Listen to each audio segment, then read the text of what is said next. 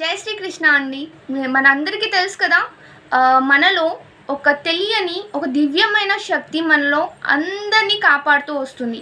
So ఎప్పుడైనా కూడా మీరు అలోన్గా ఫీల్ అయినప్పుడు, ఒంటరితనాన్ని ఎప్పుడైతే ఫీల్ అయినప్పుడు కదా, మీలో ఒక దివ్యమైన శక్తి ఉందని గుర్తించి యాక్చువల్లీ మీ లైఫ్లో ఇప్పటిదాకా ఏమేం మంచి జరిగాయి, గాడ్ ఏమేం గిఫ్ట్స్ మీకు ఇచ్చారు, అండ్ మీ యొక్క హ్యాపీనెస్ని పెంపొందించే మెమోరీస్ని రీకాల్ చేయడం వల్ల మీ యొక్క హ్యాపీనెస్ పెరుగుతుంది.